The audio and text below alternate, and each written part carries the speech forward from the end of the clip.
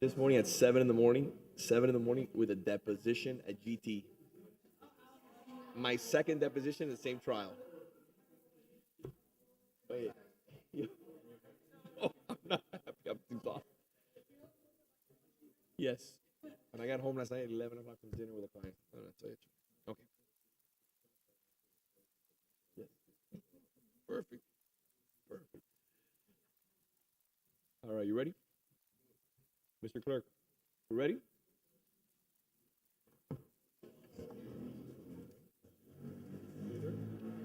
Yes.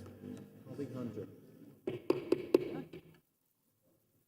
What'd you say? Good evening. I'd like to welcome everyone to the chambers for our March 23rd Biltmore Way Streetscape discussion. I'm happy to see that we have residents here that are present with us, along with, how many on Zoom do we have currently? 20 residents on Zoom. Before we get started, and I've asked staff to be very brief in regards to any comments that they may have, because I want to make sure that the residents have all the necessary time to speak and to discuss their concerns, and also to provide their guidance. So I think is what we're here to really listen to, is their guidance along with their concerns. But I want to thank staff for their efforts, as always, being present. I know that there's been a lot of questions from multiple residents in regards to what are we proposing for Biltmore Way, what are we proposing on addressing in today's meeting, and I'll be very brief. We're here simply to listen and to understand what the residents want on their street, and to really understand and work collaboratively with you, like I've worked with several of you that are here that will be speaking, to really understand what is the vision for that area. So without further ado, I'd like for our Vice Mayor to lead us in the Pledge of Allegiance. Please rise.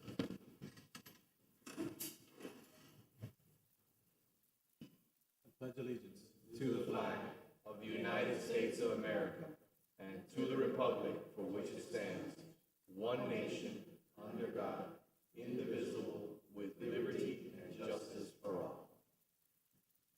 Thank you, Vice Mayor. Mr. Manager, would you like to have your team commence the discussion? Yes, thank you, Mr. Mayor.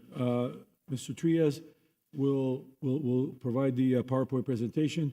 It will be a presentation that will deal with the history of Biltmore Way, and then proceed towards what we've got there now. And then I think at that point we'd like to get some input of what the residents think that Biltmore should look like. Mr. Trias, the floor is yours. How long do you think the presentation will take? As brief as I can make it, hopefully 5 minutes. Right, Thank we're you. we're at 7:10, so that means 7:15, 7:20. Thank you very much. No, thank you. 6:10, 6. Just let me know when to stop. I'll be happy to stop. Now, the mayor is right. We have this wonderful cards for you to write your comments, and you can place them right there, and also you can speak here. So the main idea today is to talk about your ideas, and I have nothing to propose, except that it helps me to look at the history, particularly in a place like Coral Gables, where the history is so interesting, and some of the different things that have happened before, and some of the existing conditions, the data that we have. So very briefly, the interesting thing about the history is that if you look at rectangle, which is basically the street and the first buildings along the streets, in 1921, Frank Button, who was the landscape architect, his drawing showed a golf course. Okay, so he showed a golf course because at the beginning he didn't really own that land. Merrick didn't own it, and he was trying to figure out. And then, as you can see, it was shaped with this curvilinear streets, and then it became a straight right-of-way pretty fast by 1925. So there's the golf course.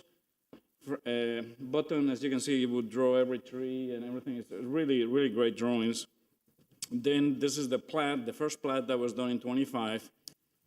And I'll use our new pointer right here. If you look at this block right here, that's the biggest change that happened. And originally, the idea was to have this curvilinear street going through here, emphasize the plazas right here, which is along Coral Way. And you can see that was a very strong idea. But however, in the in the 25, very early on, that Block 8 was replatted, and then that curvilinear street disappeared, and, basically the original idea was no longer possible. So at that point, I think the street was built in the 40s, and then it just remained as is today, basically.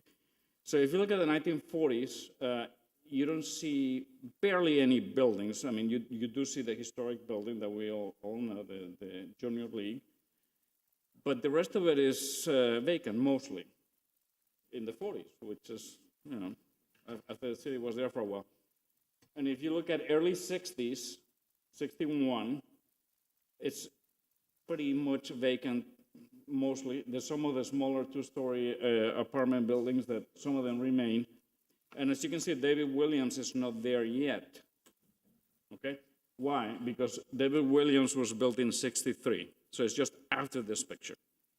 So if you look at the next picture, a little bit more closely, 69, you can see David Williams is there. And this Block 8 is where 600 Biltmore Way is today, was still vacant. And again, that was the one that was replatted, and then all of a sudden it threw off the whole design that Merrick and Button already had. So if you keep going into the 80s, you start to see bigger buildings. And those are the buildings that we see today. And that's basically what we have today. So we have a street that hasn't changed except for the roundabout in Segovia. And everything else is pretty much the same as, the right-of-way is the same as in the 40s. But the buildings are very different. So clearly, there's more people living there. There's a need to talk about different things. And in the past, there's been some attempts at listening, and I think many times they haven't succeeded. So I think that's why we're here. We're trying to do a better job. And some of the things that we have is that I don't think we're making any changes in zoning or land use, except the ones that have been recently discussed by the commission. If you look at the existing parks and open space, there's a golf course close by. There's some parks like Merrick Park across the street, but it's not very green, and certainly there's plenty of buildings. If you look at the number of units, we have it count. We know where the people live and how many people are going to be used this area, so that can be part of the thinking. The biggest issue, of course, is as you well know, the street is mostly oriented towards cars. Between the parking and the 4 lanes of traffic, that's 76% of the right-of-way, and the rest of it is the sidewalk. So even the sidewalk doesn't, as you know, doesn't have trees or anything. It's just it's a very nice sidewalk, certainly, but it doesn't have too much shade, and it could be improved. And the other issue is the parking. As you well know, there's plenty of angle parking, and we have it there counted in great detail, including parking lots and garages. So all of that, all of the data, all the basics that could help you, could help the community and the commission come up with some ideas, is there. Even traffic counts, which were done in 2015, just before COVID. So I think they're pretty realistic. They're not, and what they tell me is that they're not that high in the sense that there's plenty of opportunity to do many things. I mean, traffic is not the issue that is going to constrain your ideas. Now, what is going to constrain your ideas is that there's some unusual things, such as, for example, David Williams, the underground parking is on the right-of-way for about 40 feet or so. I don't know exactly the dimension, but the drawing that we have shows you clearly the right-of-way is here, meaning the sidewalk is here, and below the street there's parking, as you know.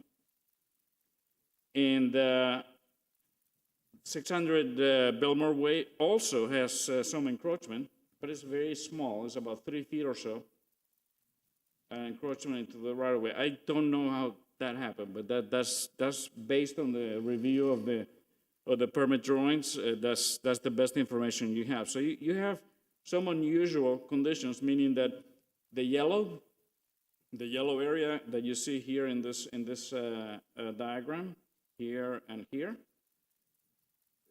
that's not only the right of way. That actually has parking below, and it has, and that constrains the budget or the ideas that can be done in those two blocks, which I think are probably the key blocks. I would think in terms of the discussion. So you know what the design discussion is about. It's about trees, landscape, sidewalks, maybe trails, parking, and the travel lanes. Those are the issues. Those are the issues that are in every project. Nothing new here.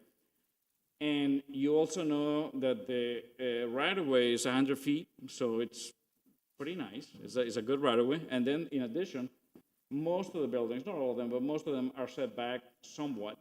So there's some opportunity to coordinate some of the landscape in the sites, in the building, with the landscape on the right-of-way. That's for everybody to think about. So from a design point of view, if we could achieve consensus, if we could get to an idea that everybody is ready to support, it's not a terribly challenging project. We know what the constraints are, and we know what the opportunities are, I think, already. And the issue is to get your comments. So thank you very much. If you have any questions, I'll be here. Thank you, Mr. Trias. Thank you for your brief presentation. I had one quick question. Of course, please. On the parking garages, particularly the David William, do we know what the depth is below the street grade? I don't. Maybe Kevin knows, and that's a very good question, because that has to be researched carefully, because for obvious reasons. Thank you. Just a quick answer. The plans don't show how deep it is, but my estimates when I went out and looked at the garages this weekend is it's only between 1 and 2 feet between the ceiling of the garage and the surface of the street. So there's not a sufficient depth to do tree wells in any way. So if there were trees on top of the garage, they would have to design some type of planter for those trees. And then the question is going to be an engineering question of whether the garage underneath could support that. Right. Okay. That's very helpful. Thank you. Thank you, Mr. Kinney. Before we open it to the public, do my colleagues have any other further questions for Mr. Trias? No other further questions? Mr. Clerk. First speaker is Mr. Pedro Morales. Mr. Morales, the floor is yours. Good evening. This one or either one? Whichever one, they both. Thank you. Good evening, Mayor Lago, City Commissioners, City Manager Iglesias, and the rest of City staff. Thank you, Mayor Lago, for promising on January 11th during the Commissioners meeting to schedule a sunshine meeting to discuss the Biltmore Way streetscape. Here we are 72 days later. Thank you for following through on your promise. In the interest of time, I will keep my head down and read from the script. Since I will not be able to see you, I hope that you don't go to sleep on me. But anyhow, I'll try to keep this rolling along. My name is Pedro Morales. I reside at 600 Biltmore Way, also known as the Biltmore 2 condominiums. We have 232 units there and about 500 residents. We're situated between Biltmore Way and Valencia Avenue. I am the Biltmore 2 condominiums volunteer representative to the Biltmore Way streetscape for the segment from Anderson Road to Segovia Street. From our perspective as Biltmore 2, there is no other city project that more significantly complements the beauty of the City Beautiful, improves safety, creates a new tree shade canopy, and improves the possibility of residential parking. In support of this, I have presented you with a petition containing 199 signatures of Biltmore 2 residents. Also, the representatives of 2 neighboring associations, specifically Biltmore Park on Valencia Avenue and Biltmore Village, the Peacock Building on Biltmore Way, asked me to deliver their petitions, which I have done. Before I present the Biltmore 2 vision for the Biltmore Way streetscape, I want to share with you that I talked with 3 Biltmore 2 residents that were opposed to constructing the streetscape. These people wanted nothing done, period. And I can tell you the stories, kind of interesting. I have also spoken to non-Biltmore 2 residents on Valencia Avenue. They share extreme concern regarding more development and increased density. That is, more noise, more traffic, less parking, less safety, etc.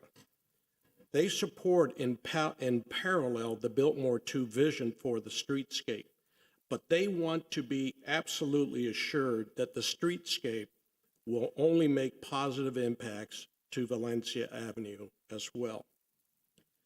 I also want to share with you a 28-year resident of Coral Gables and what this person told me. And actually, this person lived longer than 28 years around here. But this really goes to the bottom of it. Quote, "The city will do nothing and will not create the streetscape. I have lost faith in my city. All they want to focus on is more new development." Lost faith in our city, really? We have to change this, all of us, and take care of those that live in Coral Gables today, not just the future ones. Okay, the Biltmore 2 vision for the Biltmore Way streetscape addresses 3 principal concerns and lays forth some path forward that are low cost, self-evident, and simple. Concern number 1, improve safety and reduce noise. First request is to reduce the speed limit to 25 miles per hour. I've been told that this is in the process or may have occurred, but in walking up and down in that area of Biltmore Way, I have yet to find a speed limit sign. So I guess people can drag race there without, a consequence, but we know that's not the case. But I have not found a speed limit sign there yet. We also suggest installing traffic calming devices such as traffic circles, speed bumps, but speed bumps, the good-looking ones, like the brick speed bumps in front of Books and Books and by the Colombian Embassy. Flashing lights appropriately done. Some other thoughts our residents are constructing pedestrian crosswalks. Biltmore Way and Anderson Road, Biltmore Way and Cardenas Street, and then also Segovia Street and Valencia Avenue, where there are currently some traffic lights. Continuing aggressively issuing traffic citations for loud engines, excessive honking, speeding, reckless driving. And another suggestion is reducing traffic lanes from 4 to 2. In reality, 4 lanes don't exist there. It's more like 3 lanes going to 2, since the parked vehicles on both sides stick out into that second lane. So it's really not 2 lanes. By doing so, you'll be able to reduce speed and eliminate a passing lane, particularly as traffic approaches and exits the Biltmore Way Segovia traffic circle. Also so as to improve visibility on oncoming traffic, meaning as drivers back out of their parking slots space in Biltmore Way, they'll be able to look back and see oncoming traffic by just gaining that extra space. And aside, we all know this. We all know this. We're very fortunate that we haven't had someone killed on Biltmore Way or maimed. We're very fortunate. The second concern, please create a tree shade canopy and try to reduce the pavement radiant heat. The sidewalks along Biltmore Way are double wide, almost 12 feet wide. In essence, they consist of a curb and 2 concrete squares. This means that based on past and current what appears to be landscaping practices, the city could plant somewhere in the neighborhood of 30 to 40 trees on each lane, the north and the south part of Biltmore Way. These trees could be planted on the squares closest to the street in rectangular planting areas of 15 feet long and 5.5 feet wide. This would consume a portion of the sidewalk for tree planting, but still leave about half of it, or about 6 feet, for walking. That's a nice size sidewalk. The planters could also be landscaped with low-growing plants that are low maintenance and reduce radiant heat and noise. There are a bunch of these around town, and just across the street from the new Fogo de Chao where that's going in. Okay. The other thing that has been discussed is a median on Biltmore Way. They're on going east, between east and westbound. No one wants a miracle mile median, but everybody is concerned about the illegal U-turns that occur on Biltmore Way, just haphazardly. And there's concern about it being a hazard. Thus, there is an interest in a small, low, narrow median landscape with a low-growing shrub. This should eliminate the U-turns. An example of such a median is the one on Segovia Street, right as it immediately approaches the Segovia-Biltmore Way traffic circle. Today, there's a small median coming from that traffic circle going west on Biltmore Way. Extending something like that seems to be of common interest. The last one, improving parking. Everybody wants to retain as much residential parking as possible. But we believe that we may have the opportunity to increase parking out there. Some suggestions. Restripe the parking spaces. Nobody really can tell where you're parking, so naturally you're not being efficient. Elongate or make the parking spaces longer so that drivers, when they back out onto Biltmore Way, can have greater visibility of oncoming traffic. This space is provided by getting rid of one of the lanes. The other thing is modern parking space design and striping perhaps can get us more parking spots. For example, instead of striping the parking slots at, let's say, I think it's like a 45-degree angle to the sidewalk, what if you made them 65? Because you got rid of one of those lanes, you could have a larger turning radius, perhaps. Just an idea. That could yield some more spots. When striping, be sure that all the space is used. There are a lot of times that all the space is not being used today. And also consider what's the appropriate width of what a parking space should be today with smaller cars.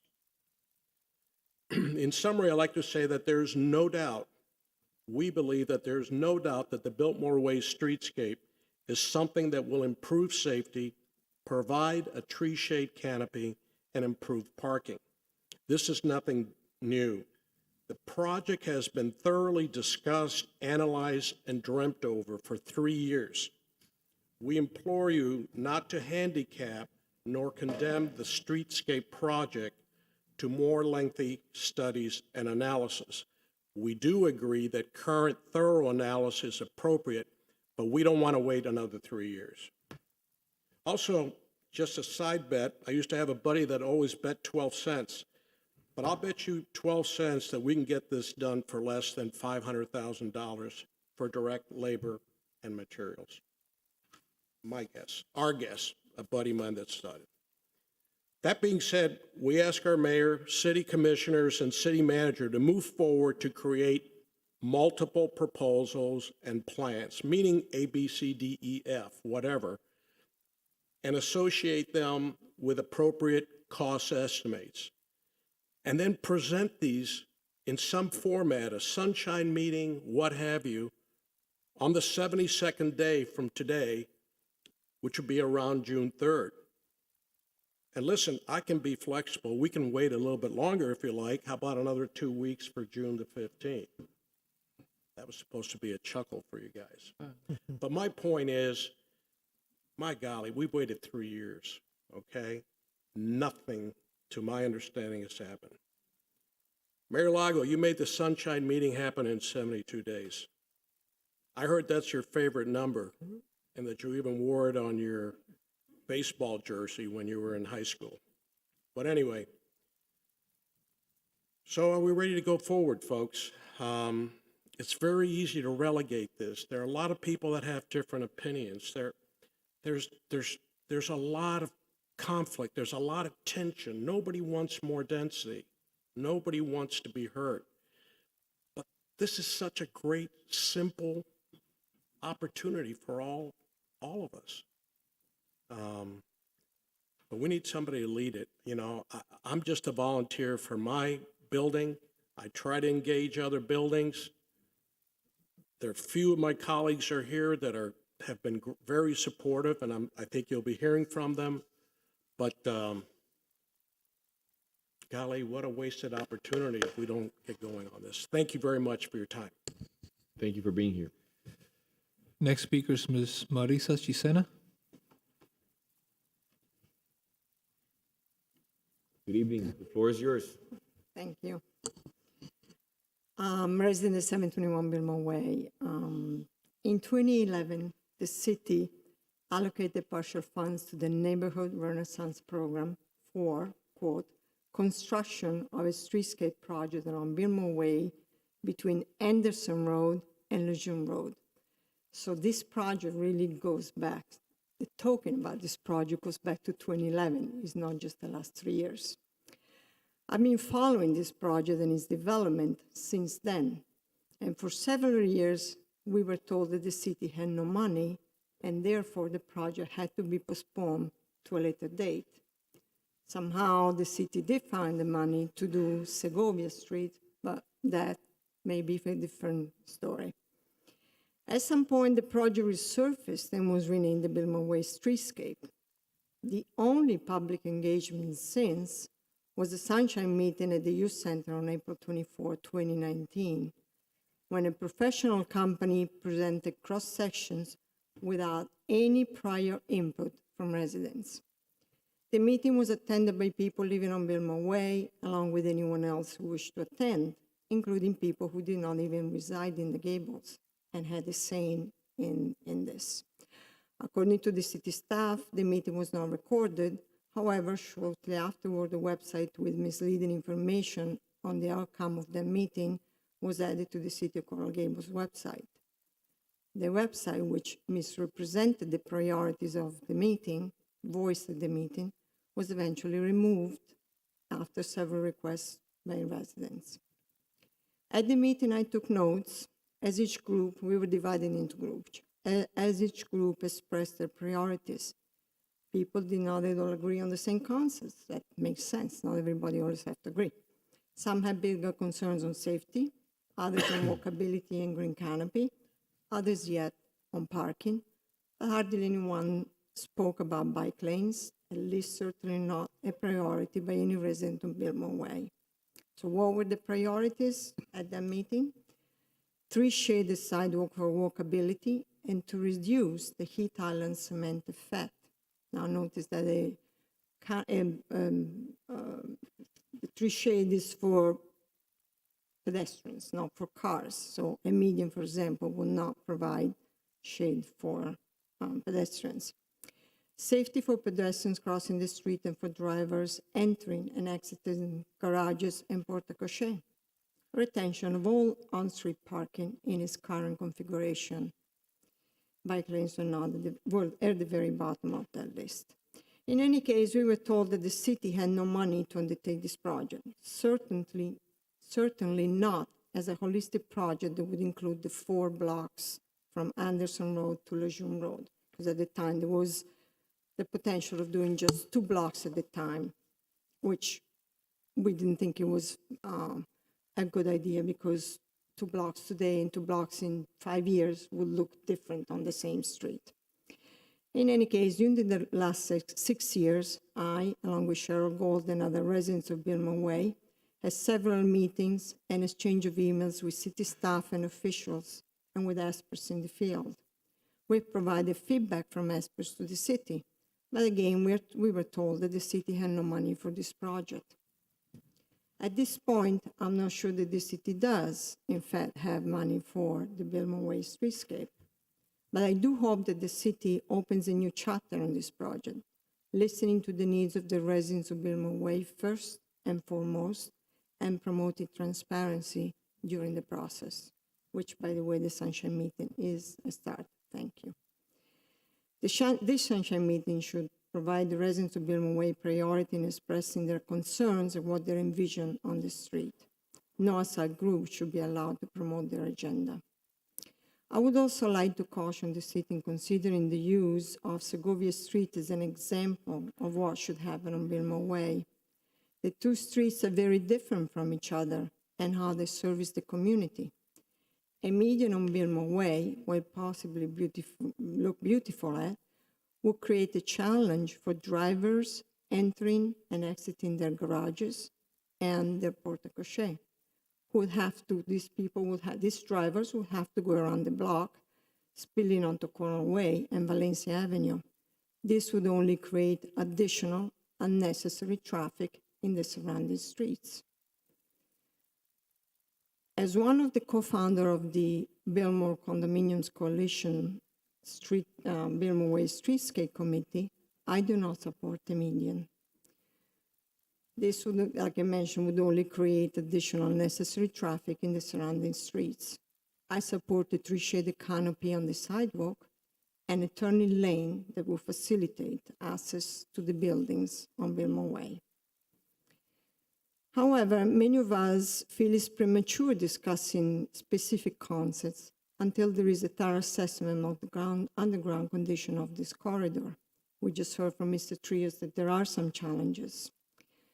So, for example, does the city know the age of the sewer cast iron pipes underground on Biltmore Way? And do we want to embark in a project like we did in Miracle? Do you want to embark in a project like you did in Miracle Mile and then find out that you cannot move forward until certain other elements are taken care of?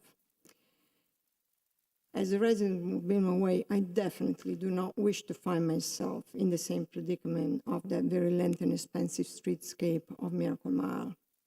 In fact, I, along with other residents, have confirmed that we do not envision an upscale project such as the one on Miracle Mile.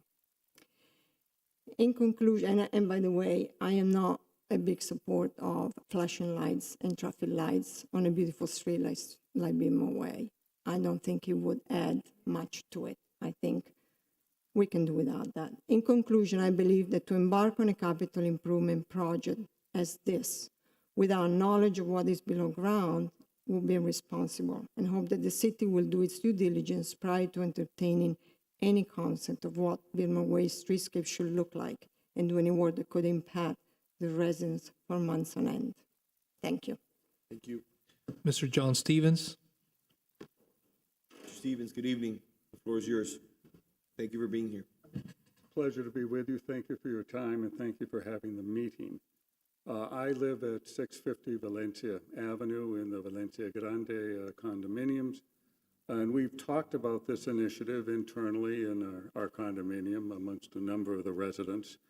And I think it's fair to say that we're conceptually very supportive of a streetscape initiative.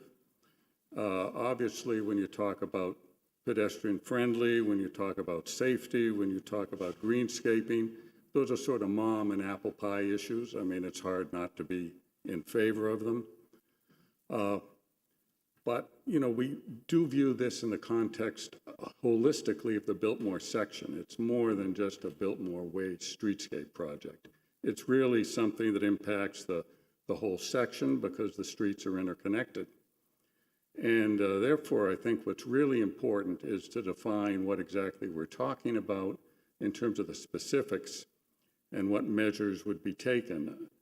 There's probably some low-hanging fruit here that everyone can agree on, but I think what we need to do now is really establish a process, sort of parameters, scope, and move forward with this in terms of understanding the impact and the repercussions. Because parochially, being on Valencia, we've probably seen more building and ongoing building on Valencia than any other street in the section now for the past 5 or 7 years. A lot of those buildings haven't yet come on stream, but once they will, we'll have more local traffic. Obviously, we've got the commuter traffic, and traffic is a problem. It's a growing city, more cars, et cetera. It's easier to point to the problem than point to the solution. But it is an issue of concern to us, and we certainly would not want to see any project which would cause a diversion of traffic from what was originally designed as an artery, which was Biltmore Way, onto the side streets, and specifically Valencia. We also would hope that it wouldn't be a prolonged project with prolonged dislocation to the entire area and very disruptive. Now, having said that, we think there's a way to find consensus in the community and hopefully collaborate with the city to do something that makes sense for everybody in terms of more planting, judicious planting, and some pedestrian-friendly measures, some safety measures, and that's the way we'd like to proceed. So we do support this conceptually. Our actual support really is dependent on the specifics and a plan that's put forth. Thank you very much for your time. Thank you, sir. Mr. Enrique Bernal. Dr. Bernal, welcome Good to the evening, city. Mayor and Commissioners and How are you, sir? City Manager. Very well, thank you. And I'd like to start simply by saying it is really a pleasure to see the increased transparency and collegiality of the Commission. I believe that we're seeing a very different Commission, and I congratulate you for it. Thank you. Regarding the Biltmore Way streetscape, I believe that, there's some things that can be done very efficiently for little money. I frankly dread trying to cross Biltmore Way because I'm afraid that I'm going to be killed. There is no way to cross that street without having somebody come and nearly kill you. So, while we may be looking for funds, we should be at least putting some crosswalks in there. And we should be putting some speed signs, and we also, I recommend that we consider this as a multi-phase project because really there are different kind of personalities to different blocks, like from Segovia to Anderson is much more residential than it is between Segovia and Lejeune. So, the designs might be different. And but the other thing that I wanted to add is that, having moved here from the north, where I lived 57 years, in Minnesota for 30 and in Boston for 27, the one thing that I beg you is, I'm tired of hearing that, that we gave a permit for something and then we found out that it couldn't be done. It happened with Ponds, the Ponds Plaza, that was supposed to have 2 underground parking floors. And then, voila, after they get the permit, they find out that they cannot drill in there because there's too much water or whatever. Now, people need to be held accountable. I mean, that work should have been done beforehand. There should have been soil testing and all kinds of things before the permit was given. The same thing with Miracle Mile. There was no discovery, apparently. It's happening now with, I just drove down Valencia, that beautiful project, Villa Valencia, that we're also proud of, that is supposed to have the beautiful park and everything else. And we're looking at it as the model for the future, combination of big development and parks, and it's supposed to be all oaks. Guess what? Drive down the street. It's all palms. I mean, this happened in Riverside. What is it? The project where in front of the University of Miami, where they changed the construction, 150 variants or something like that, and we're promised that this isn't going to happen anymore. But how can it be now that we have 25 palms on Villa Valencia? Okay, and what I'm told is that, well, they found a pipe was there. Well, come on. We should have known that the pipe was there. So, part of the increasing of the trust between the residents and those of you that make, decisions here is to have some credibility that, you can't just get a permit and then say, well, I didn't know there was an 8-foot pipe in there. Guess what? Find a solution for it. So I'm begging you, first of all, please try to give us some relief for safety. But, if we're going to make a plan for a big investment in Biltmore Way, with all the complications of the parking of the David William and everything else, let's make sure that we have a professional geological and hydrologist study and everything else. So we're not promising something that cannot be delivered. So that's my plea to you. I think that, the neighborhood deserves it. When I look at, for example, the proposal for the $200 million bond for parks, I would say, hey, our parks are beautiful. We want to maintain them, but it's kind of like such a huge project compared to, Biltmore Way that hasn't been invested in for so many years that I would say, let's continue the dialogue to see how we can maintain, all parts with a reasonable mix of investments in different aspects, because Biltmore Way is lacking. So thank you for your time. So before you move, Doctor, I want you to touch on a few points, and I want to respond. And I want staff to be able to respond. Maybe they can't respond today, but I'd like for them to respond in a memo format to the commission. When you talk about accountability, just in the last commission, in the public, we held 2 projects accountable. Number one, Riviera, which had an approval, Riviera Country Club had an approval to rebuild their country club, and they came back asking for pavers to be removed from the right-of-way. Yes. That they were held by the commission 5-0. Absolutely. That's Yes. number one. Number two, the Biltmore came asking to be able to use our surface parking lot and to be able to start charging in that facility. I've been very clear, I will not support that. If anybody's gonna charge, the city's gonna charge, and we're gonna be able to address that issue. And it's our facility, and that facility belongs to the residents. Sure. So those are 2 things that when we talk about accountability, this commission has accountability. Absolutely. Now, another thing is, the only person that was here to vote for Agave was myself. So don't blame this commission. This commission, I think in the last 3 months, has had 3 sunshine meetings on a litany of different issues to try to really engage residents. And I know you're not blaming, I used to use that just as a figure of speech. I shouldn't have said that, but you're not blaming anybody. But when I voted for Agave, I voted against the height. And let me tell you from what I remember, because our manager also has a good recollection of different projects, they asked for 2 floors below grade.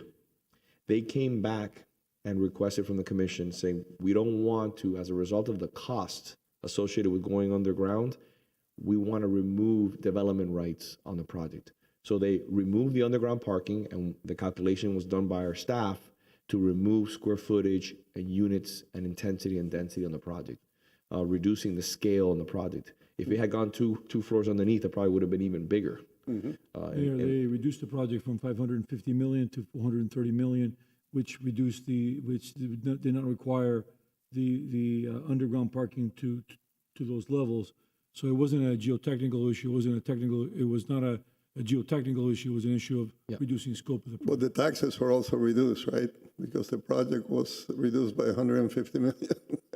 Yes, but the scope was reduced, so they did not need the parking. So it was not a technical issue. When a permit is paid for here in the city, and I can have Ms. Cabrera, if you'd like, give me more information on it, it's paid on the total amount of the construction of the project. And then obviously the taxpayer assesses the value of the property and it goes in the tax roll.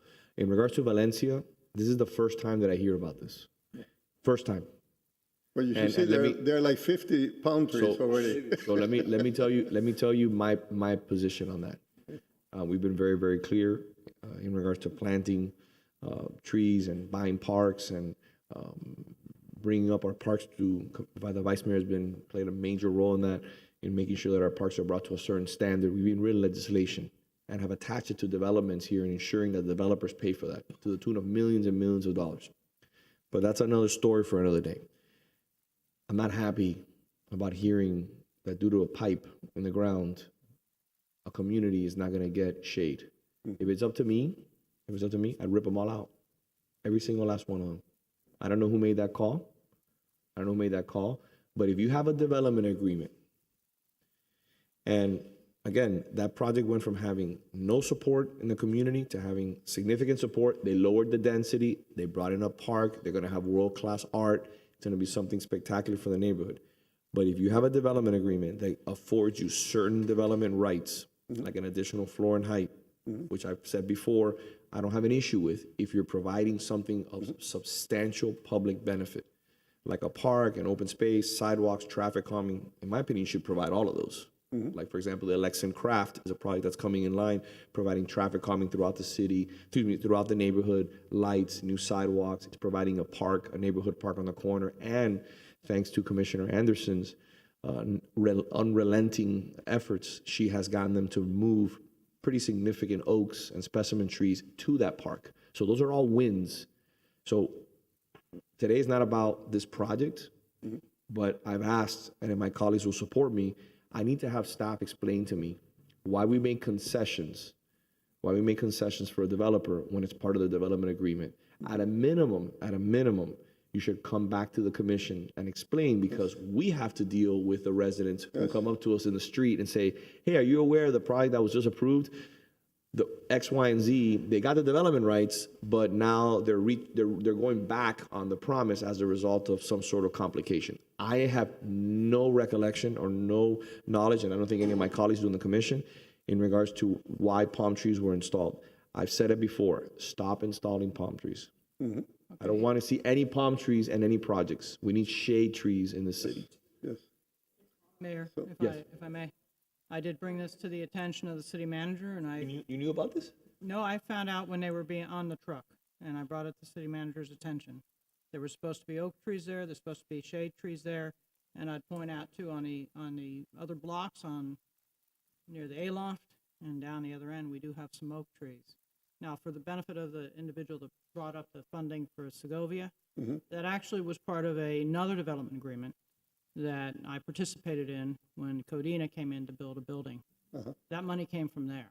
So it was developer money that went in. So we try to take advantage of opportunities when development's coming in to bring money back in and do improvements, have a community benefit. And what I want to make sure that is clear is that I'm not here criticizing the commission. I'm here saying, hey, we're improving, but we need to get more professional. This business that I spent $5 million making a plan, but I never bothered to drill a hole in the ground to see what was there, right? That's ridiculous. That doesn't even happen in my home country of Colombia. So, Doctor, I know you're not here for that purpose, and I'm not here to chastise anyone. Sure. Specifically staff, the manager. We're blessed to have wonderful staff and a wonderful executive team. But mistakes happen, and this is a mistake. Right. If staff needs cover, I've been very clear that they can come to the commission, and we'll provide the necessary cover and explain to the developer that, again, you're making an investment in this community that's going to not only benefit the community, it's going to benefit yourself. Yes. But the developer should also. So let's live up to our agreement and not retrade, and basically give the community something that I think cheapens the value of doing business in the city of Coral Gables. It's a beautiful project, and the developer has not skimmed at all on any front. I mean, I want to ask staff, please, if they will be so kind after this meeting, sit down with the commission. I've already asked staff to look into it and get back with me to see what actually happened there. Okay. Thank you We'll very get to the bottom of it, okay? I promise you. Thank you. Next speaker is Mr. Ian Sheldon. And by the way, just so you know, Mr. Bernal, I've asked for a memo.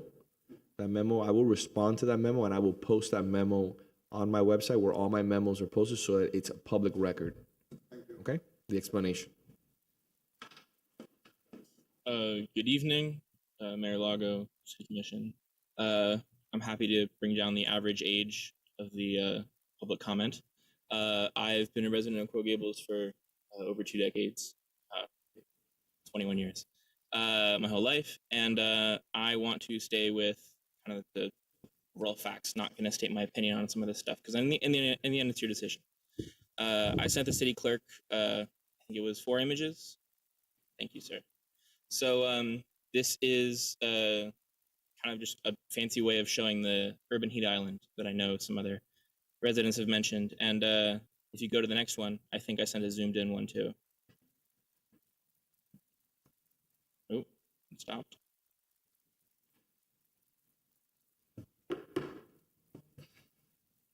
You can just zoom into Crow Gables if you can't find it. Well, what this shows is that Coral Gables is unique in having a lot of tree canopy, obviously. And, you know, if you look where Miracle Mile and Biltmore is, you can see a pretty big red spot. And I think that's really important to keep in mind moving forward because, you know, climate change, obviously, Miami is uniquely affected because humidity rises just as much, causes the heat index to rise exponentially. So basically it feels hotter when it rises the temperature.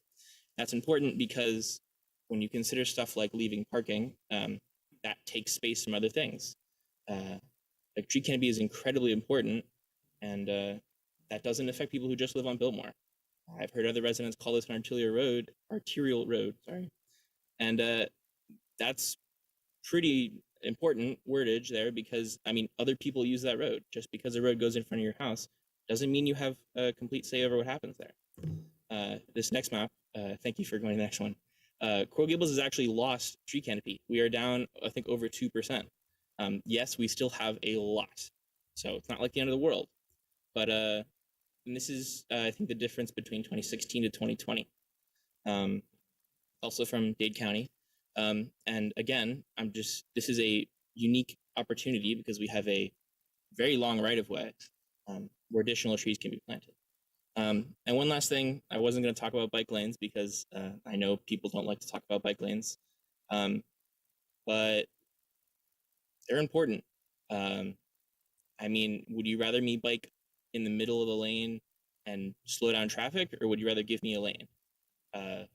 Obviously, I don't wreck in the middle. You know, I know the law 3 feet, but there's a unique opportunity with bike lanes because you don't necessarily have to have a dedicated bike lane. You can put up a sign that says, you know, bike may use full lane. And as long as there's traffic calming and the cars, you know, stay the speed limit, which is hopefully 25, you can easily accommodate bikers. Sorry for bringing up bike lanes. I know it's a sore subject.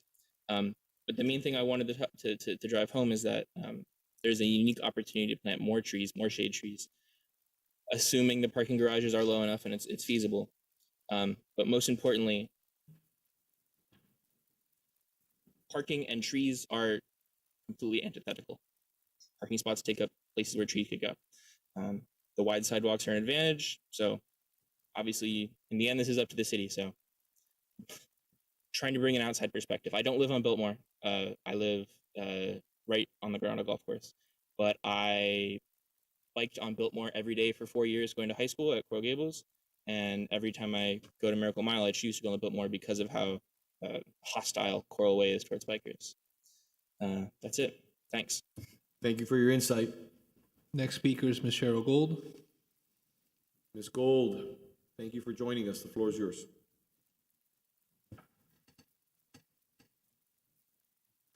Cheryl Gold, 721 Biltmore Way, and a co-founder of the Biltmore Condominiums Coalition.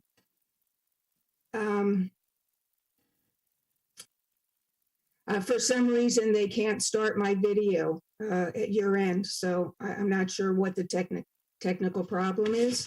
In just a minute, please. Okay. Good evening again. Cheryl Gold. I live at 721 Biltmore Way, and I'm a co-founder of the Biltmore Condominiums Coalition. My comments and guidance are based on my engagement over the past 5 years with city staff and elected officials and a core group of neighbors from multiple buildings regarding the Streetscape project, and my experience as a citizen urban forester over the last 30 years. Marissa Chassain and I first met with Jessica Keller in June 2017 to discuss the Renaissance Project and our interest in transforming the urban heat island into a 4-block walkable corridor with shade tree canopy, trees planted in the sidewalks. We were told there was no money. Yet Ms. Keller spent the entire meeting talking about the bike master plan. Subsequently, we met with staff and had multiple meetings with then Commissioner Lago, who asked us if we envisioned a project like Miracle Mile. And we responded, not at all. We wanted trees planted in the sidewalks and minimum impacts on the existing infrastructure. We were told there was no money. In April 2019, residents attended the public workshop where there was a clear consensus about the top 3 priorities: shaded sidewalks, increased safety for pedestrians and drivers, and retention of all parking spaces in their existing configuration. Subsequently, I reached out to a colleague who has designed award-winning public spaces to collaborate on concept plans that were provided by him pro bono, and I shared with then Commissioner Lago in August of 2019. The plans demonstrated that no parking had to be sacrificed to achieve shade tree plantings. In fact, we fit 67, I believe, in the 2-block section, and traffic calming. One option included the elimination of a traffic lane and the addition of a turn lane in the middle. I also consulted with experts at Tremendous Miami, the Flowering Tree Society, and the Gifford Arboretum at UM to develop a list of tree species with diversity as the goal and to put the right tree in the right place. Much has happened since the streetscape conversations first began long ago. The Champlain Towers tragedy has called attention to physical conditions and risks involved in undertaking construction. There's been sea level rise and increased flooding in underground garages along Biltmore Way. And private and public infrastructure below the street is now 5 years older at a minimum. And saltwater intrusion is not a question of if, but when. Not to mention the new developments and increased traffic and demand for parking. I will address a couple of concepts that were never supported by residents, and for good reasons. One, a median. It's impractical due to the volume of cars exiting driveways and underground garages. Drivers will be not only inconvenienced, but this will cause more traffic congestion on the 2 side streets of Caraway and Valencia. Live oaks. No urban forester worth their salt would recommend a monoculture. A diversity of species helps prevent devastation by infestations and disease like Dutch elm, disease lethal yellowing of palms, and the current pine beetle destruction. 20 years ago, the U.S. Department of Agriculture recommended to plant no more than 10% of any species in a particular area. Now, there's also climate crisis. Dr. Feely at University of Miami has studied tree species and concluded that live oaks will not thrive or necessarily survive with rising temperatures because this happens to be their southernmost location in a zone. Unfortunately, 51% of the trees planted in the city of Coral Gables during the past 5 years have been live oaks. I think we need to revisit this policy because this is just not going to serve us well if we want to be a sustainable and resilient community. So diversity is the name of the game as far as the tree species go.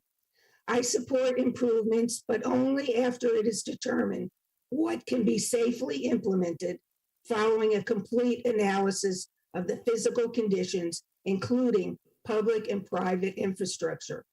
While I have in the past advocated for a 4-block holistic design for the corridor, and Mayor Lago knows this very well, we've had many conversations about that, and still believe this is the right way to go. I personally feel that words matter. I encourage the residents to educate themselves before prematurely proposing specific concepts. I personally do not support traffic circles, flashing lights, a median, bike lanes as necessary, desirable, or practical on Biltmore Way. And just to bring everybody up to date, again, the speed limit has been reduced from 30 to 25, at least it's been approved. We're just waiting for the signs to be installed. So this is great news, and we thank staff for moving that along. I hope the city will work collaboratively with the residents who will be the most impacted by construction and the ultimate outcome, and that decisions will be based on residents' needs, science, and best practices. Thank you very much. Thank you, Ms. Gold. That's it, Mr. Mayor. Thank you. No further comments? Anybody else? Please, I welcome you to come and speak. Please stand. But you'll fill out a card later, but please give us your name and where you live. My name is Dina Quevedo, Okay. and I own 452, 450, and 458 Biltmore Way. Perfect. We have a family-owned business of 25 years there. We'll be here another 5 years. The issue I have with Biltmore Way is, first of all, the parking on it. The parking is very low, and everybody hits the sidewalk when they park there. When they back out, like 2 or 3 times a week, there's a car accident. People backing out and not being able to see, there's no visibility. And I believe in the green part of it, doing some sort of separation of the street, putting greenery in it, in the sidewalk, because we have this huge sidewalk with no greenery there, just making Biltmore Way a little, not nicer. That's what my opinion. With everything else, I think I've spoken to you about the traffic situation. Again, there's nothing really we can do about parking except making maybe the width of it's a little bit smaller, the width of it. I mean, I don't know the engineering part of it. That's pretty much it. I look forward to seeing something beautiful with our store that we've invested 25 years of our family in it. See something pretty of the outside of our store instead of seeing just this ugly looking sidewalk. I know that where Sucre is on the other side, you have planted these trees that look really pretty. That's it. That's what I have to say. Perfect. Okay. Well, thank you for being here and give us your insight on the commercial side, which is important. I'm sorry? Thank you for being here and giving us a little bit of insight on the commercial side, which is just as important. Yeah. Thank you. I don't know if they want to talk. Their father. Will you do me a favor? Will you fill out a little card? Please. Would you like to talk? Her father owns most of the property. Perfect.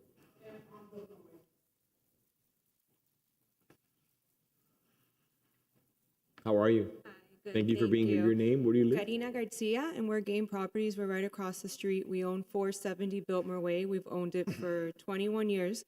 And in October, we bought 480 and 490 Biltmore Way. So we really believe in the street and are very happy to be here. And the businesses that are there as well are very happy. In terms of parking, I've heard some, I don't know what's the right answer. I don't know, but I've heard some suggestions. Somebody mentioned taking out one lane.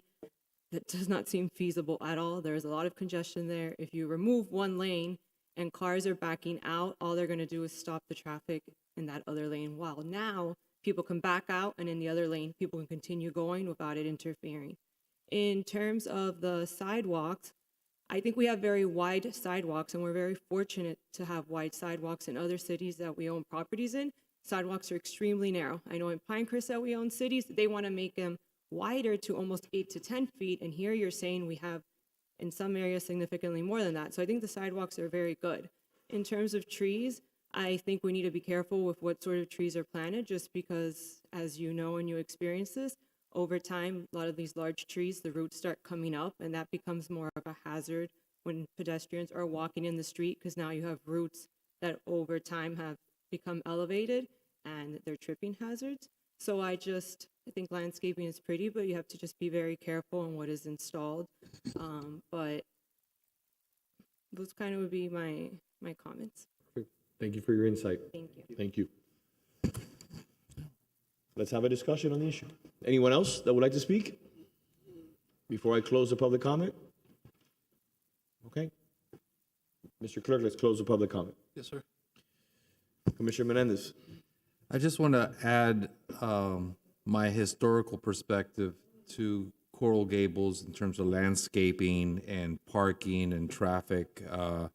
I label myself an old timer, almost 60, my whole life here in Coral Gables. And we were on a trolley tour of the city. The mayor led that event so we could learn a little bit more about what the needs are of our community. We were in the northern end of Coral Gables, and I mentioned to the mayor while we were on the trolley with most of the staff, I go, this area looks a lot like the area, like Coral Gables that I grew up in the 60s and the 70s. For those that are younger, for those that moved in the Gables maybe 5, 10, 15, 20 years ago, 1960s, 1970s, Coral Gables, at least in our urban core, had no landscaping. It was bare bones. It was a house, a lawn, and you were lucky if you had a coconut tree. There were a lot of coconut trees, a lot of palm trees.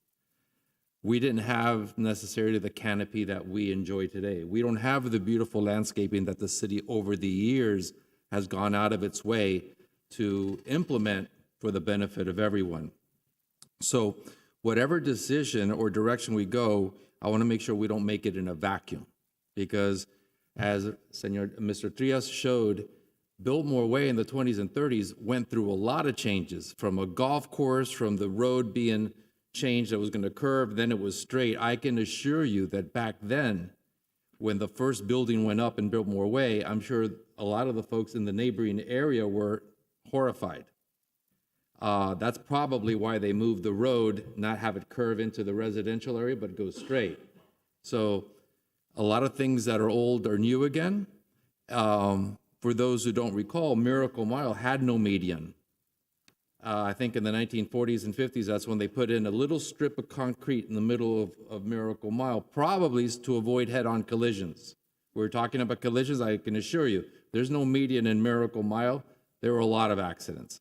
We had, I think, angle parking or straight-in parking back in the day. There were collisions when people pulled back there. So we're facing a lot of challenges that are remnants of decades long ago. Biltmore Way today, in terms of street parking, is probably similar to Biltmore Way in the 60s and 70s. So we're sort of doing catch-up. And I think collectively, I think we're all headed in the right direction. But again, we have to look at the history to better guide our path forward. And if you've noticed, and it's just the way it is. If I went around the room and asked you, what's your favorite flavor of ice cream? And I did that with Cub Scouts the other day I spoke. Half of you, or some of you will say vanilla, the other chocolate, the other vanilla, or strawberry. I even had chocolate mint with the Cub Scouts.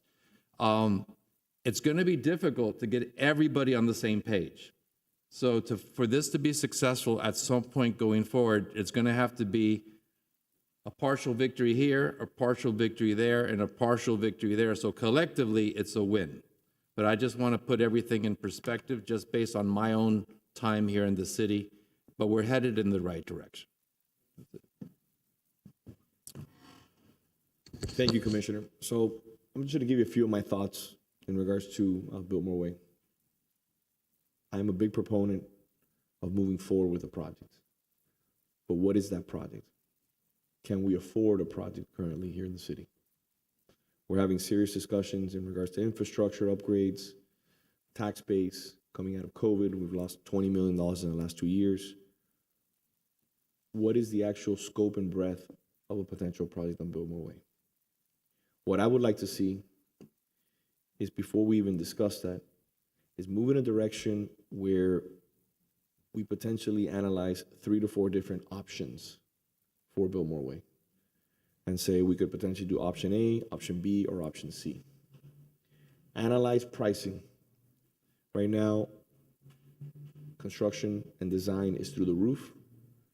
If we were to embark on this project, which we wouldn't be because we don't have any construction documents, the numbers would be stratospheric, potentially 40 and 50% more than they were 4 or 5 months ago. And that's what I do for a living. So every day I tell myself, I can't believe that prices are gonna go up, and guess what? They go up.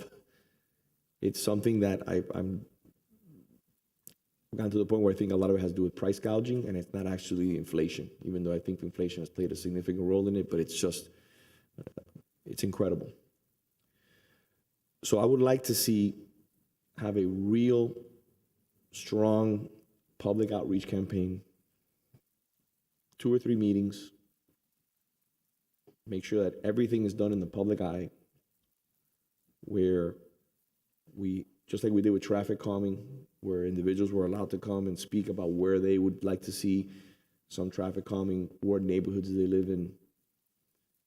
I would like to get all that input and then conceptually put together maybe 2 or 3 or maybe 4 concepts for what we would like to see in Biltmore, and then float it to the residents who live in that area. But I want to be honest with you. Some of the numbers that we've been seeing in regards to construction are $5, $10, $15 million to do Biltmore Way. Am I off, Mr. Manager? No, you're not, Mayor. The costs are very significant right now.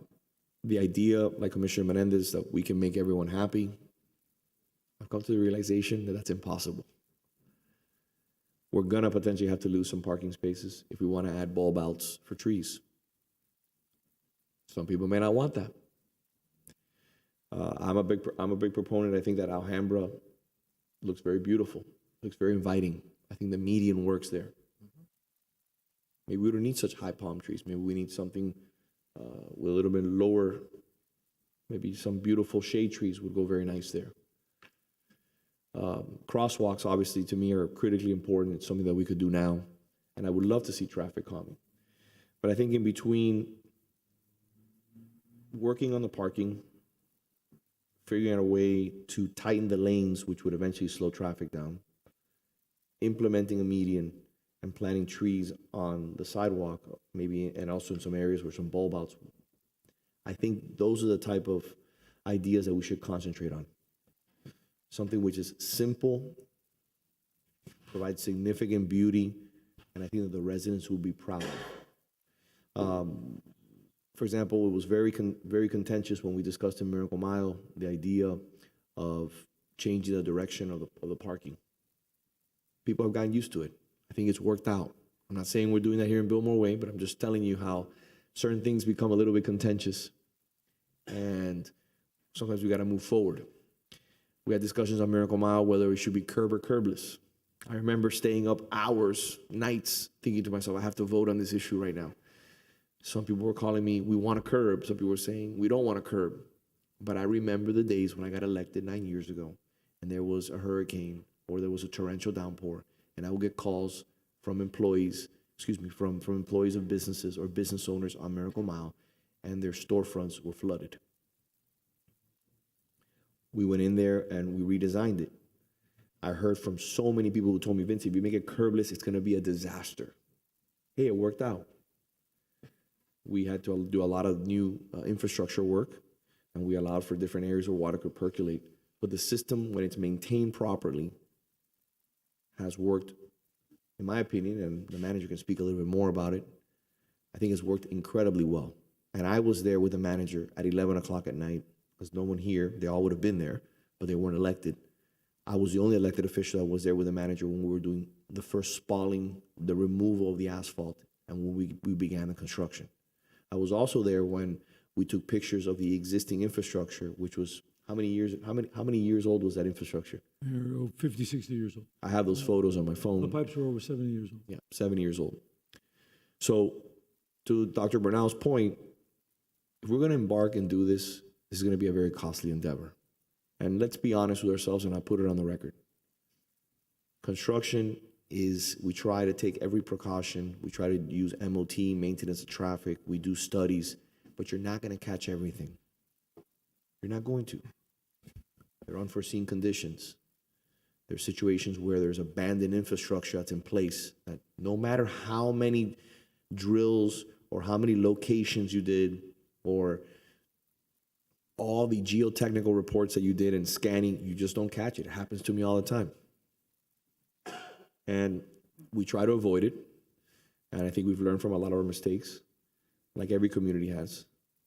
But if we're going to embark on this, it's a very expensive proposition. And we need to explore what are our opportunities, what are our options at our disposal. Looking for federal dollars, looking for state dollars. But what I would like to see is to have something that if we are going to chase those state and national funds, that we're shovel ready, and that the community has said, listen, we may not agree, like the two young ladies in the back were saying when I mentioned bulb outs, they were like, no, okay, but maybe we can find something out, we can work something. But I think it's time to come together and conceptually put together 3, 4, maybe 5 options. And over the next 6 months, present something that maybe we don't have the funds for. Maybe we have to find a mechanism to fund the project. But we have to come to the realization that this is not $1 million project. This is a multi-million-dollar project. Mayor, if, with all the construction we've done lately, and you're in the construction industry, you know, 2 crosswalks alone are probably close to $750,000. Yeah. 2 crosswalks, because you have to do signalization, tied into Dade County. So we did one in the public safety building, was $300,000. And that was that was 1 crosswalk, not 2, and that was back then, not now, with the construction cost. I'll give you an example to give a little more credence before Commissioner Menendez wants to add a little bit of input. The traffic calming, that we have a 5-year plan to put traffic calming in neighborhoods, and we're doing it by sections. I think we're coming to the end of section A, right, or section 1. It's the first, which are the ones that needed the most. Those traffic calming devices that are being installed, which are beautiful, by the way, they're up to Coral Gables standards. If you haven't seen them, I'll give you some addresses, you can visit them. Those are $25,000 a piece, correct, or more? Melissa? Yes. Let's go ahead. I mean, they're beautiful. They have pavers, they're well done, and they're effective in neighborhoods. What did they cost, and what do they cost now? Okay, so Melissa Desires, Senior Transportation Engineer. Thank you for stepping up, by the way. No problem. The speed tables, based on the contract that we have in place with the contractor, which has the negotiated unit prices, comes out to like 10 to 12, but those are the tables. Yes. The cushions, which are the ones that are divided, come out to about 22 to 24,000 based on the conditions of the asphalt, because if it's wider, it's going to cost more. So let's just meet halfway. They're $17,000, $18,000. I was off by a few thousand. But the point is, we're talking about speed tables or speed cushions that are maybe, and correct me if I'm wrong, 20 feet wide, 25 feet wide? Yes. And they're probably, how long? Maybe 10 feet? From the apron to the table or to the speed hump? Typically, our streets are about 20 feet wide. Okay. So these are, when we're talking about Biltmore Way, we're talking about significant, real infrastructure in regards to speed tables. If again, that would be more, Mayor. if that would be allowed by the county. And me, I'm willing to take it to the county. I have before to get pavers installed in the right of way. So I would be more than willing to speak with the members of RER, a gentleman by the name of Jose Enrique Cueto, who is always available and has been an asset to the city of Coral Gables. So those are, I'm just giving you examples of what the costs are, what the real costs are throughout. Just, thank you, Mayor. I have an idea, I don't know if it could. Thank you, Melissa. Thank you very much. I have an idea, I don't know if it could be done. In terms of option, plan A, plan B, plan C, the different options. The first option I would like to see is an option that's purely focused on safety. All the safety measures that could and need to be done in one plan. And the reason why, A, we get a better sense of the total cost. But if we, in my opinion, if we present to the federal government, the state government, the county, a safety measures plan, it's probably easier to get funding than it is to add trees here and landscape there and parking. So just a thought, I'd like to at least focus step 1 on what are the safety measures that are needed, what are the safety measures that are acceptable, and try to see if we can package that to A, understand the cost, and B, perhaps we can find a way to get funding, because I think at least if we deal with safety and road improvements, I think we have a better chance of perhaps at some point finding funding at another level. Just a thought. I'd like to follow up. As just a resident 17, 18 years ago, and was one of the members of the neighborhood group that spearheaded what happened on Segovia. And for those of you who weren't here 20 years ago, it was palm trees. No median whatsoever. It was all asphalt, just like Biltmore Way. And the palm trees were ugly. It took 2 years from the time that the agreement was negotiated with Codina to see the shovel hit the ground. So I don't want to have you think that this can happen in a year, but 2 years from now, we should have some more realistic pricing. Hopefully, cost of construction materials will be coming down. With respect to trees and parking, those are always an integral part of traffic calming, because the narrower you make a street feel, and the trees help with that aspect, the slower traffic will go. They enjoy it. We can put pavers, it slows them down too. So I'm open to all ideas that you all have, but we do have some major restrictions in particular blocks. So a block by block approach is what I'm going to suggest, because the block with the David Williams is going to look very different than the blocks that don't have the underground parking. So we're going to have to deal with the constraints that we have, because we're not going to be filling in the parking garage. So, do any of you else have any other additional comments? I had a question for staff, which is, and I don't have a photographic memory on everything we've ever budgeted, but I seem to recall some point in time, weren't we budgeting dollars towards doing Biltmore Way, or did that not happen 4 or 5 years We ago? budgeted some work to do some planning on Biltmore Way, Planning. but not construction. And what happened to the plan? We were going to, we stopped some of this work during COVID, and we can certainly resume again. Because we could not meet personally. Are there dollars budgeted for that? I believe we have some dollars budgeted for planning, but not from a construction perspective. I understand you don't We have the we whole- have many options. It can be But what- 5 million, 10 million. But what do we have budgeted?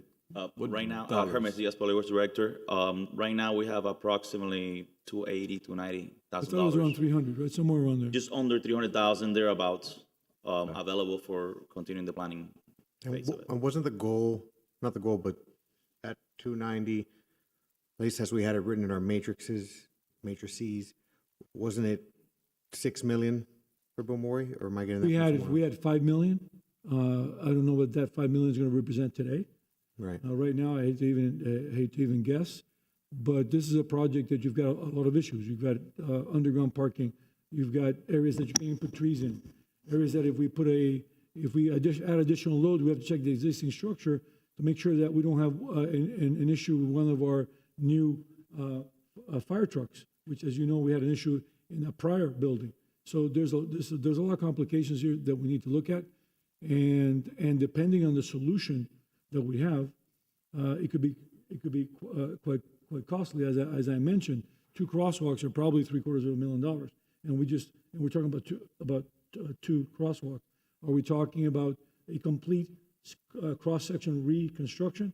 Are we talking about adding trees? For instance, if we had trees on top of that parking garage, can they take the load? Because you have to be in a planner. So there is a lot of complexity here, and we have to look at a number of those issues to see. But as the mayor said, this is going to be millions of dollars. Yeah.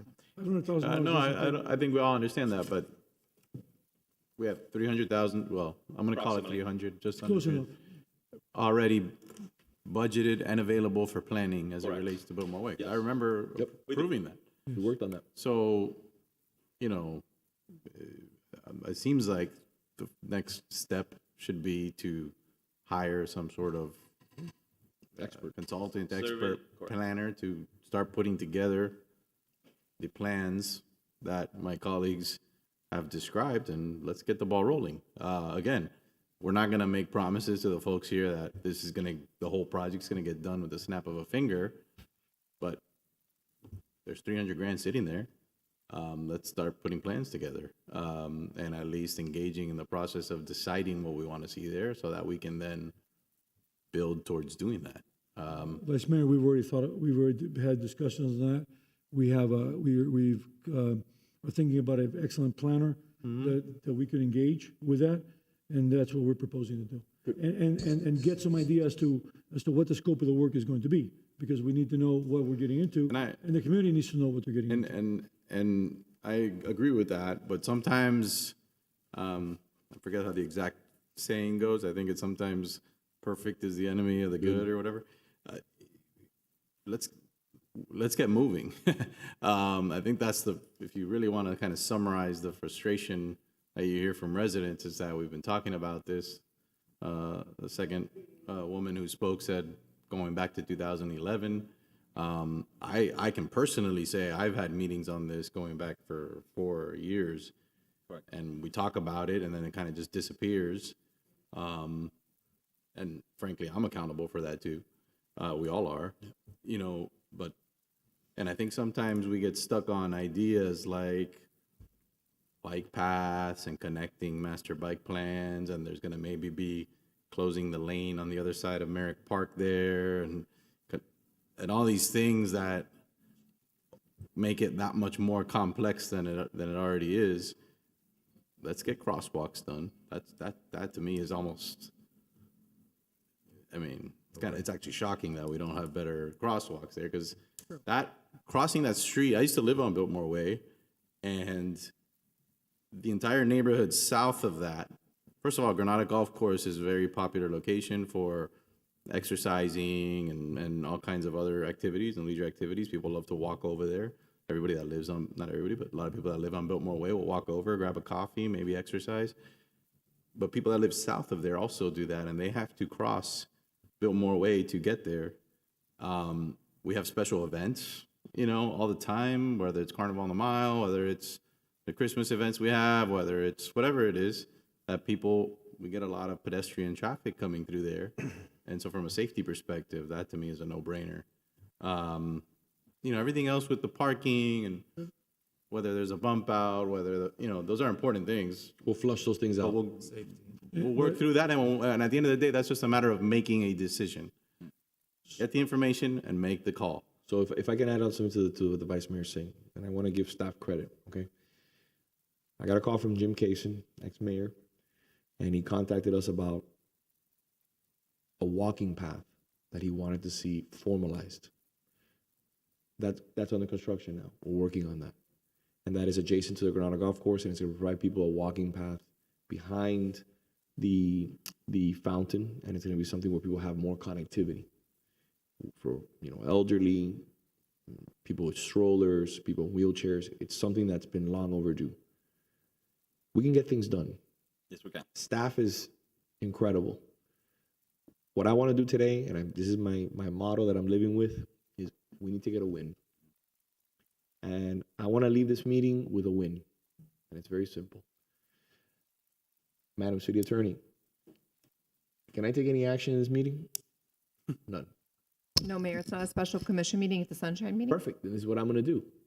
Mr. Clerk, I would like to put on the agenda, with my colleague's consent, to request from the manager that we hire, through whatever process procurement requires, a planner, a specialist, an expert, using a portion, not all the funds. We've been there and done that already. Try to save as much money as you possibly can to find the best entity to start the process of holding community meetings, coming up with conceptual plans. I'm not talking about going to CDs. That's not what I'm talking about. I'm not talking about construction drawings.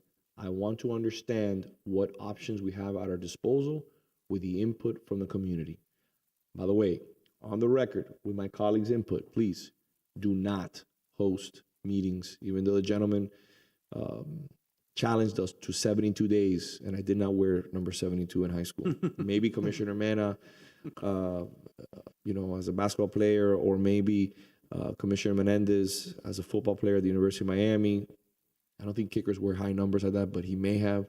I'm not sure, Commissioner Forrest, if you wear that as a wrestler. I don't think they wear numbers. They just tackle people and pummel people to the ground. And I know that in the ROTC, Commissioner Anderson did not wear any numbers, but she was engaged. my point is, trying to bring some levity to the situation here, you know? My point is that please do not have this meeting, even though he challenged us to 72 days, do not have it in the summer. Because if I have members of the community telling me that we held a meeting in the cover of darkness, you know, that we had these meetings where nobody was available and everybody was traveling or everybody was abroad, please, let's have these meetings either before the summer. You have what? We have April and May. We engage an expert. We can either have them. Maybe it's too late. Maybe we have to be realistic. Maybe we have to wait till September 1st. But the win for me is at the next commission meeting for you to be ready to present me with a consultant who may be part of our pre-approved consultant list, or maybe we need somebody special who has some extraordinary talents or expertise. But I'd like to get that done and engage and give you the freedom that you need to move forward as quickly as possible on this. Mayor, we have been discussing this. The reason we haven't engaged yet is because we felt this is better done in person. Of course. And not through Zoom. And you and we talked about this. And we have a consultant in mind, and we can negotiate a contract and bring it to the city commission. The only thing I would say is, and I don't know exactly what the mayor has in mind, but I suspect he would generally agree. I don't want to study about traffic patterns and all that.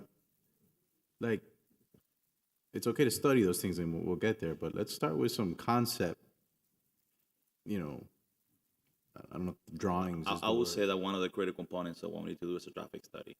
Sure, that's fine, but let's not study things to death. We study things to death, and I think what you need to show residents is, here's some ideas.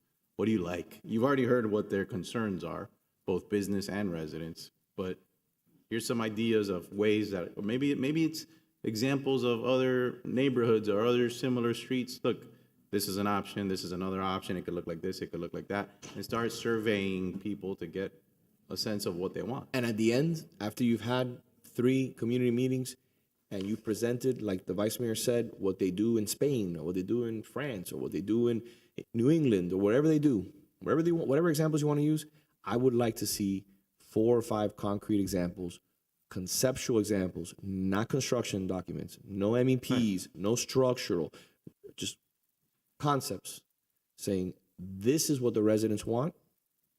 And potentially we'll have another scenario where we could ballot the individuals that live in the neighborhood and say, out of these 5, it's not perfect, like what Commissioner Menendez mentioned. It's not perfect. It's far from perfect. No one's going to get everything they want. It happens to everybody. We're adults. We have to accept that. Out of the 5 options, or out of the 4 options, please check a box and tell us which is A, B, C, or D, or E. What is your 1 to 5 best options? And we'll have that discussion, and we'll open the ballots. It'll be transparent, and we'll open it before everyone. I'm tired of not getting a win on this issue. I'm tired of residents calling. Again, I mean that with all due respect. We need to move forward. We need to move forward on this issue. And then we will come back and say, listen, the number 1 choice, or the number 2 choice is going to cost $15 million to do. How are we going to fund this? And then we need to come up with a strategy. Is it going to be a special taxing district? Is the city going to pay for a portion of it?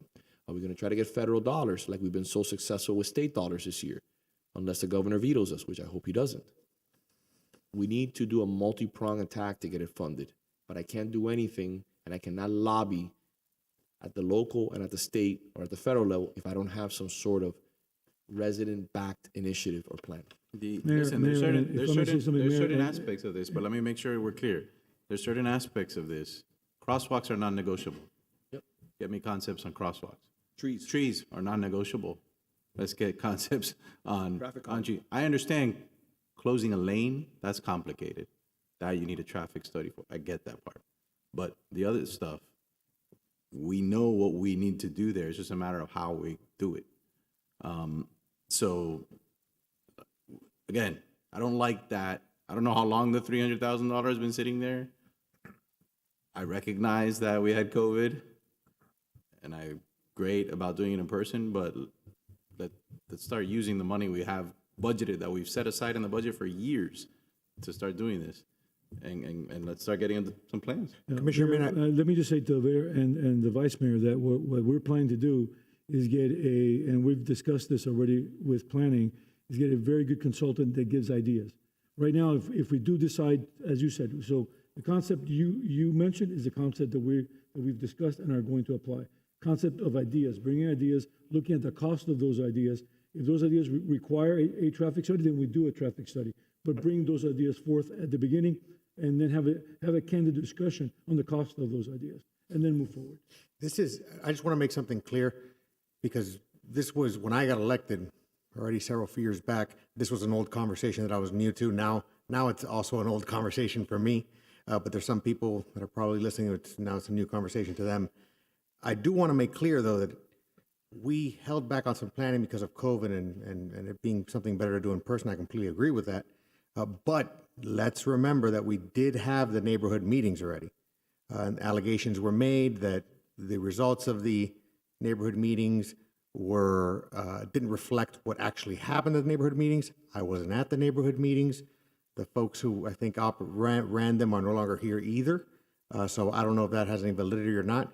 But we had these neighborhood meetings already, so that's not the only delay. We were called upon strongly to start from scratch, and that's what we're doing now. We're starting from scratch. And even then, it was strongly demanded that we start from scratch. So we're starting from scratch.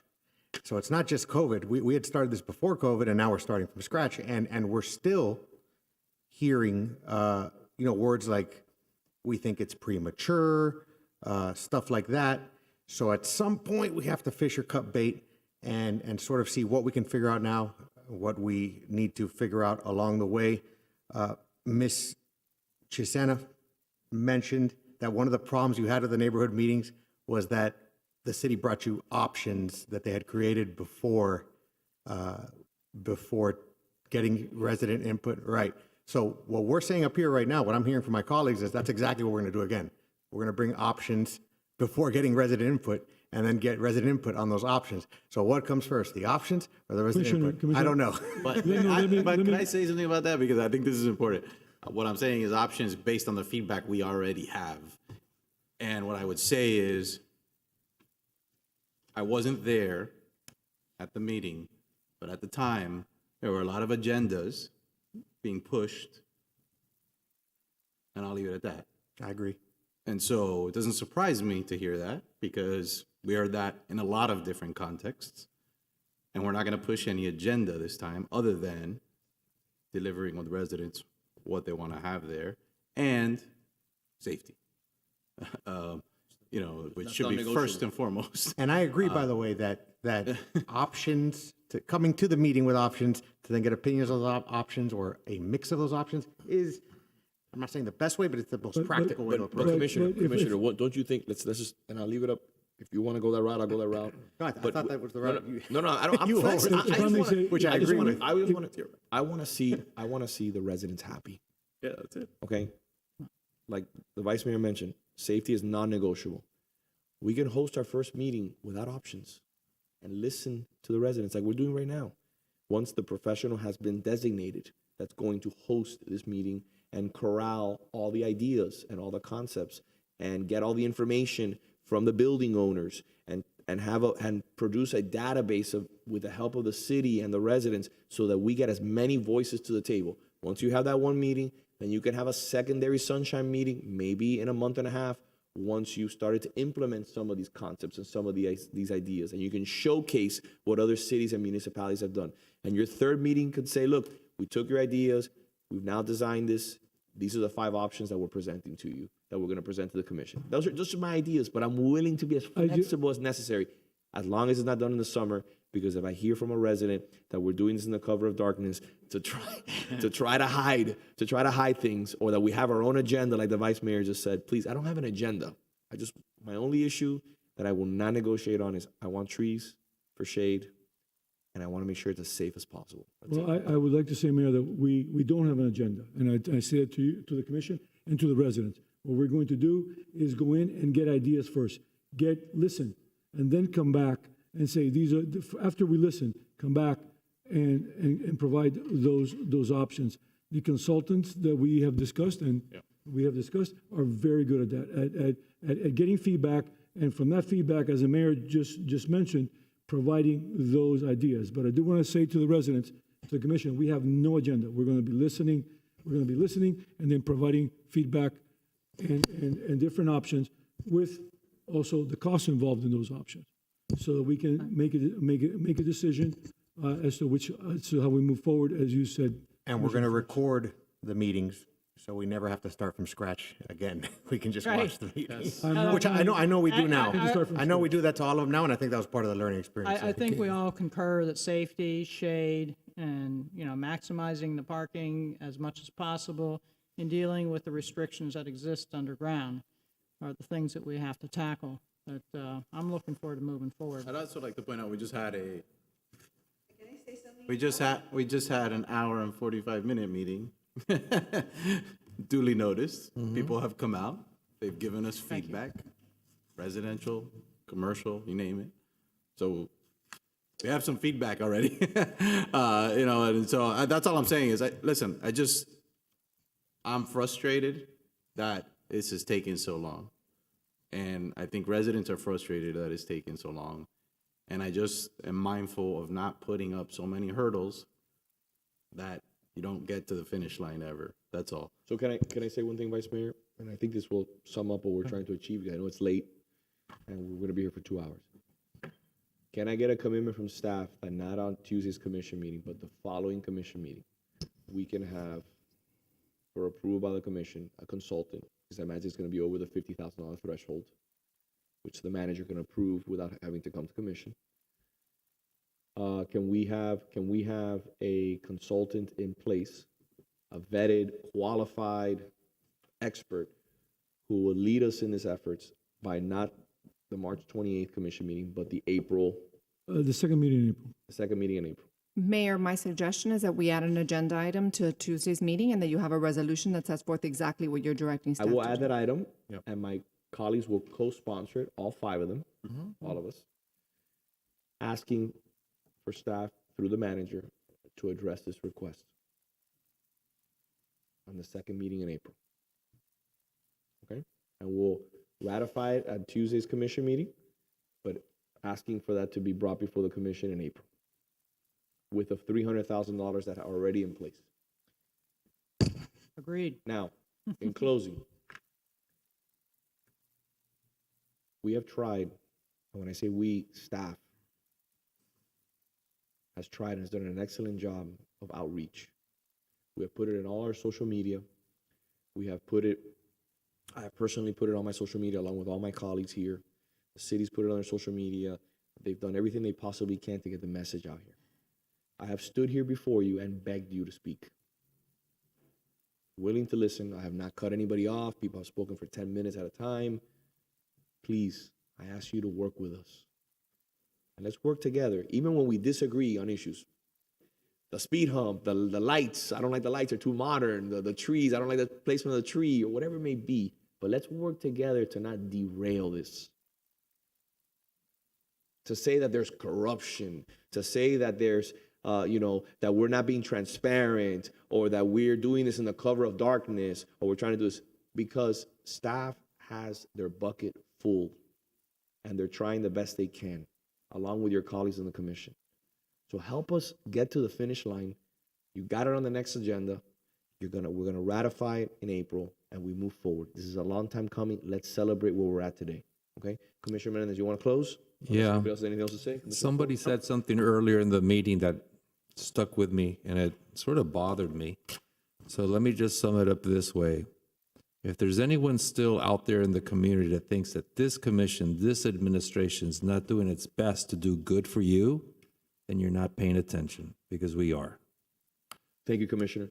With that being said, I welcome you to Open Door Fridays. My entire commission is there. They're there, waiting for you to show up on Friday. Starts at 2 o'clock. No other commission in Miami-Dade County does that. I welcome you to attend my town hall meeting, which is not really my town hall meeting. We're sponsoring, as we always do, twice a year, but my colleagues will be there. We're having these basically every single month to address issues. And do me a favor. When you see staff next time, say thank you, because they work tirelessly on behalf of you. Even when you disagree with them on an issue, they're doing everything in their power to represent the city with dignity and with grace. So thank all of you for being here. Thank you for partaking in the process. And I promise you, we're going to deliver on something you're going to be very proud of. Thank you. Thank you all. Recording stop. Good job.